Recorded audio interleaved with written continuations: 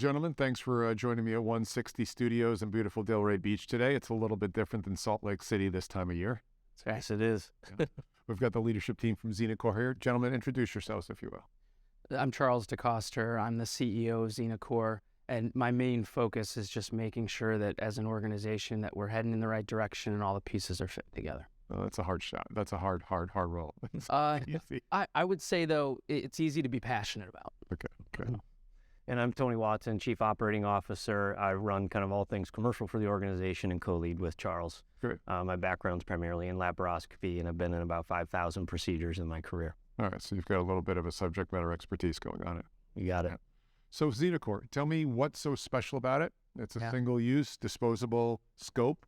A lot of competitors coming out on the market right now, but give me the version on why it is unique.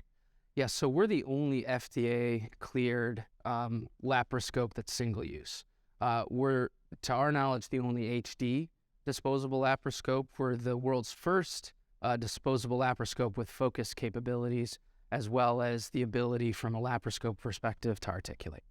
And that product, is it because you have a strong IP, you came to the market first on it, and then why haven't perhaps some of the other legacy scope companies like the Fujis or the Storts or the Strykers or Olympuses, why have they ignored this market to date? Yeah, so I worked at Stryker. I ran investor relations and enterprise strategy for them for a long time, and it's very difficult for them to disruptively innovate, especially when it goes directly against their business models. And so when you look at, the names that you mentioned, they're sitting in a pretty good place and they're selling a heavy amount of capital with a disposable component. For us, we really are coming in to disrupt that model significantly. And so I think that's the reason why it's taken so long for somebody to get here. And we do have 5 patents already granted, and we're first to leap into this space as far as we know. And the technology, when you think about it from an operations commercialization perspective, it's going to clearly become a threat in a number of fronts. So we got the changing centers of care, where historically you had to sell into the hospital. And that usually had a moat built around it already with contracts, with familiarity with product, existing stacks in place.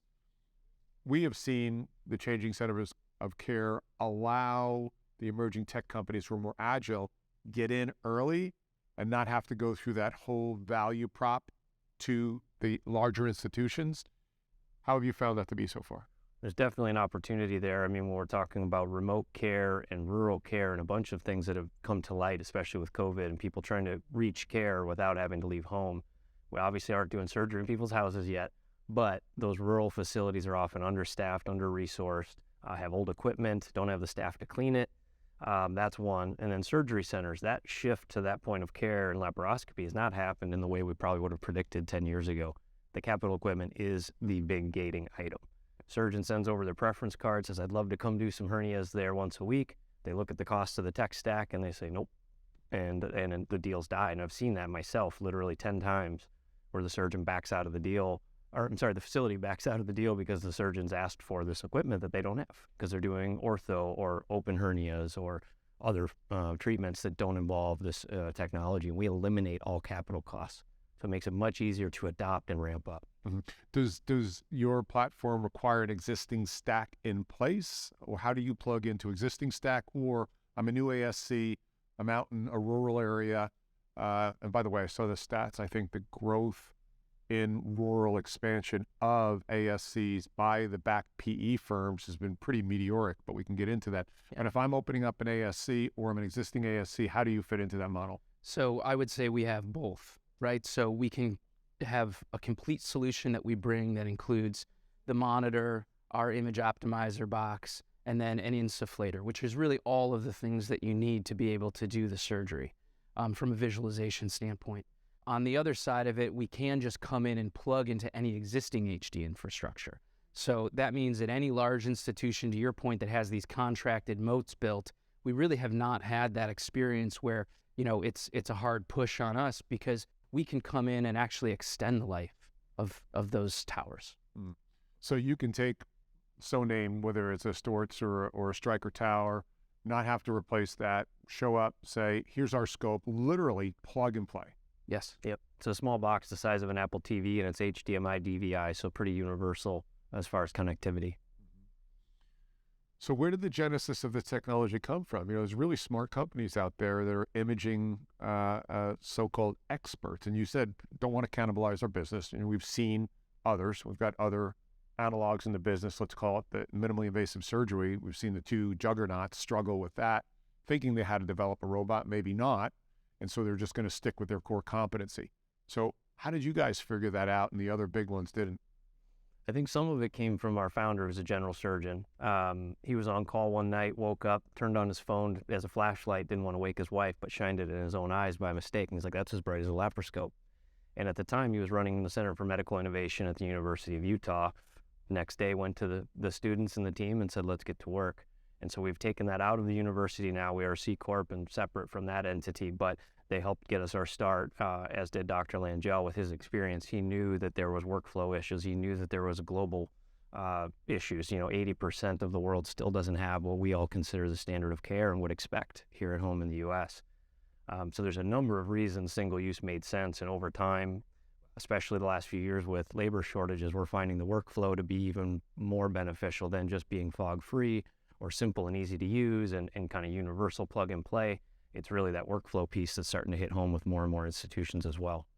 So let me toss this out. We've seen the world get turned on its ear with supply chain issues. Mm-hmm. And I'm guessing your technology is chip on a tip.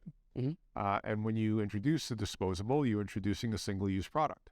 Yeah. And therefore, you've got different supply chain issues because you've got to replace every cog on that device every time. Yeah. So have you cracked that? Yeah, so the fortunate thing is that our chief technology officer is an MIT PhD, invented some of the world's first digital cameras, and so a large amount of our device is actually based on consumer tech. And so there are millions and millions and millions of these components that are being built on a consistent basis for all these large consumer-type companies, and so we're kind of a drop in the bucket, and so our ability to integrate our supply chain with those large manufacturers has actually been fairly straightforward. The other good thing is that because the components aren't all these highly specialized components, with the exception of a very few, we can actually pre-buy a lot of it because it's not uber expensive to do. So I've heard that discussion, especially on the single-use scope world, like we're built upon commercial consumer products. Yeah. Well, then you got to get in line behind the big chip buyers, right? And sometimes you're like, sorry, we can't get to that right now. Have you run into that yet? The reason why we haven't is because as an organization, we're small, we're agile, we can get out in front of these things, right? And so the fortunate thing is, as an example with the chip, we went and pre-bought enough to fill our inventory for a year and a half, and so I agree that there can be challenges, right? But the lucky thing is as an organization, the size and the scale and the class that we are in, given that you've got veteran med device leadership, I mean, it can be challenging, but it's not as hard as you'd think for us to get out. So all you have to do is you have to hang around for 2.5 years with your inventory until you get picked up by one of these big strategics. Maybe that's me saying that. Yeah. Well, and emphatically, I mean, the opportunity for us as an organization is clearly that, we are building a heavy base of proof, that this is likely to grow at an exponential rate, at which point it will be pretty challenging for any of the large players not to heavily consider some kind of an acquisition or partnership. So, the large strategics, as they usually do, they make money in spite of themselves. They wake up every day. They've got a known technology. It's called mailbox money. They just continue to show up, hand out the donuts, get the dollars. I mean, I don't mean to be disrespectful, but that's their business model. So you're an inconvenience. You start out as a pebble in their shoe, if you will, and then you become more and more of an annoyance. Are you prepared to scale in order to become that threat to them? Yeah, I think the important thing to think about is being really smart about how you roll a product out. So we are about to launch. It's Q1 2023, and very soon, next quarter, our product will be on the market. We had a predicate device. We did about 300 uses with a 10 millimeter scope, and that got proof of concept. But now we've gone to this 5 millimeter articulating focusable scope, and the market is reacting very strongly. There's a lot of shiny squirrels we could be chasing right now, and we're narrowing it down to a few key large academic centers that it's a home run. They love it. Multiple surgeons, multiple specialties are interested. Those are obviously places the ingrained competitor is going to have, a presence. But at the same time, if we can stay focused on the right accounts at the right time as we're getting out there, I believe we can defend that well, because again, they don't have anything to compete with it. They have a scope that might fog, a scope that could be broken, not their fault, not bad quality, just going through that process of reprocessing, they get broken and damaged moving through the hospital. We eliminate those issues for the surgeon, and until they can, and until they have a disposable, contracts don't mean anything.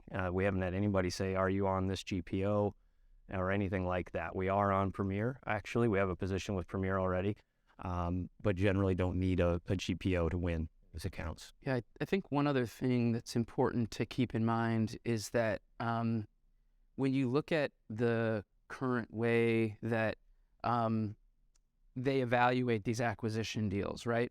It's all about what can you reasonably take, and 1% market share in this market in just the U.S. alone, forget about the entire huge global opportunity, is $45 million in revenue for us, which, as you can imagine, right, anytime Stryker or Olympus or any of these companies are looking at adding to their scale and how fast can we do that, they're going to look at our ability to prove it. And at the end of the day, we just think that's very achievable given the traction that Tony and team have already been able to develop. Now, as the single use come around, one of the questions that always comes about is it's an increase in waste, right? What's the sustainability model? We're seeing more and more of that drive here in the U.S. as well as OUS, but especially here in the U.S. Yeah. Whether or not that is for window dressing and political reasons, or really, saving the earth. And, there's angles and there's defenses against that, to put a somewhat shade on the single use play. So what kind of impact is that when I look at the scope, Sabre scope, and I compare it to the current workflow standard of product going through waste sustainability? How does it compare to the existing model of the reusable sterilization? Yeah, so we actually reduce waste. And the reason is, and it's not something I think that's well known or thought about, is that every time they go to clean one of these scopes, they're filling this large trash bag with PPEs and wipes and wraps and gallons of, contaminated water and all of these different pieces. And so we're able to put about 40 of our scopes in a similar size container. And then this is something we're pretty passionate about. And so we're actually paying for them then to go and be recycled, broken down into their constituent elements and the things that can be salvaged, but basically not sending our waste to the landfill. So your model will be baked into the cost of the scope to put it in the clinician's hands. Exactly. And they just put it into their waste container. You are going to service that, pull it out, and it's not a headache that they have to worry about? Correct. Yep, and there's a couple other things. Anti-fog devices. Our device can't be fogged. Traditional scopes tend to fog. People have a myriad of devices in their facilities to try to mitigate or prevent fogging. Those devices, some of which are plastic, have batteries, various things, those get thrown away, but you can eliminate that. But also there's other forms of waste. Anybody who studied lean, waste and movement, think about how these things go from the OR down to the basement, possibly out for repair, back into the workflow, back up. Oh, it's still broken. Surgeon asks for another one. All that waste and movement and time with a patient under anesthesia. There's a number of forms of waste. Wasted space. It shouldn't take up a whole cabinet or closet of equipment like it's the 1980s still. I mean, that's what these things look like. They have not changed since 1987 when this all started from a workflow and a footprint standpoint. Our footprint's the size of an Apple TV. And if we provide our cart, it's a smaller cart, diminutive, takes up very little space, very mobile. So there's other forms of waste as well. I know people think the green environmental side, but we address other pieces of waste as well. Yeah, but I haven't thought about it that way, but that's an interesting approach as well. Again, wasted money, wasted time, wasted human That's right. Capital. So this came out of Salt Lake City. That's right. Yeah, and when people think of medtech, if you're not really tuned in, we're relatively tuned in. You think Boston, old days, you think Jersey, Philly corridor, you go to the Twin Cities, you go Northern Cal, Southern Cal. But SLC area, Utah in general, has got quite a bit of a tech hub into it, medtech. And I know there's been an exodus out of Cali. You guys probably aren't that happy about that, but a lot of Californians are moving to Salt Lake City, and some are going to Texas, and the Northeast is moving to Florida. So why such a mind share, and what's great about the state of Utah and SLC in particular for the medtech community? Sorry, go ahead. No, you please. I was going to say there's a couple of things at play here. The Silicon Slopes, they call it, which is really a lot of the Silicon Valley exodus has brought that kind of mind share and intelligence and people with it and investment. Just like in the Bay Area, as these tech companies get big, people make a bunch of money. They're like, okay, now how do I live forever? And they want to put their money into medtech. So that's one reason. Two, our chairman is really the godfather of medtech in Utah. He's involved with over 20 companies, all in that space, biotech, medtech. And he's really helped build it, as well as Bio Utah, an organization we're part of that really tries to foster this environment. So there's a lot of the right kind of pieces in place to have this nucleus. And then you have some big players that have a presence there, Stryker, Edwards, BD.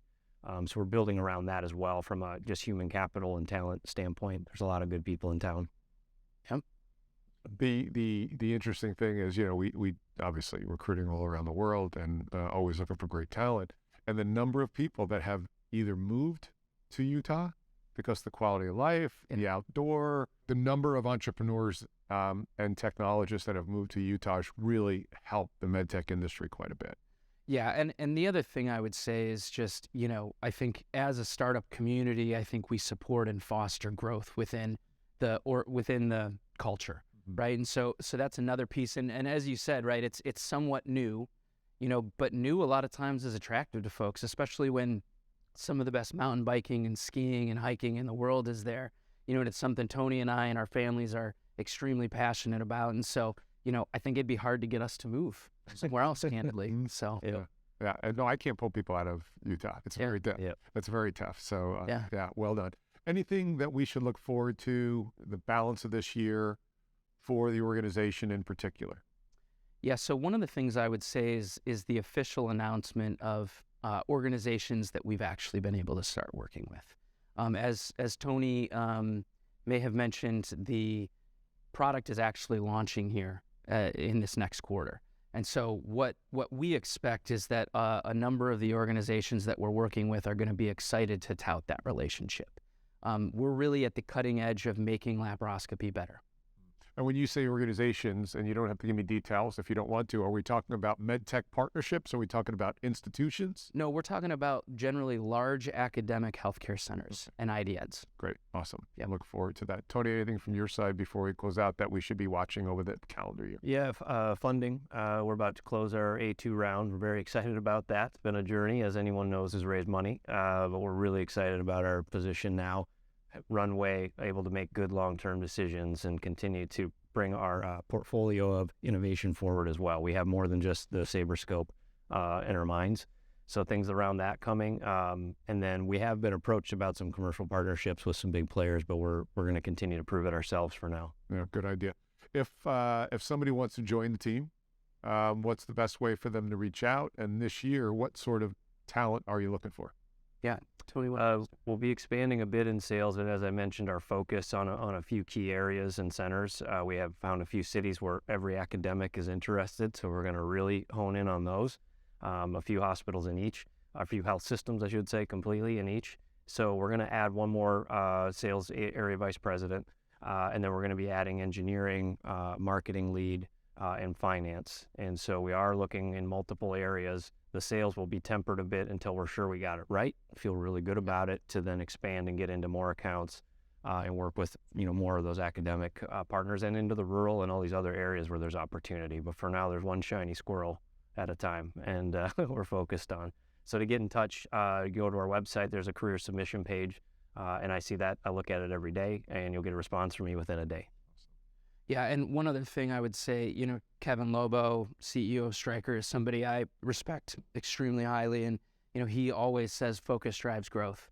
And so that's been a mantra, I think, for Tony and I, is that we're not trying to go out and boil the ocean. We're focused on what we believe is the best solution in laparoscopy right now, bringing that to market in the most effective way possible, and then from an innovation standpoint, just to be a little more specific. We're looking for software engineers with capability in imaging. Got it. Yeah. Got it. Well, boiling the ocean one cup at a time is always the way to go. We watch others who try to do it all at once, and we know that story ends all the time. Yep, exactly. Jen, thanks for sharing the story with our audience. I really appreciate you coming into 160 Studios. Yeah, thanks for having us. Really appreciate it. I'm Joe Mullings from 160 Studios. Be well.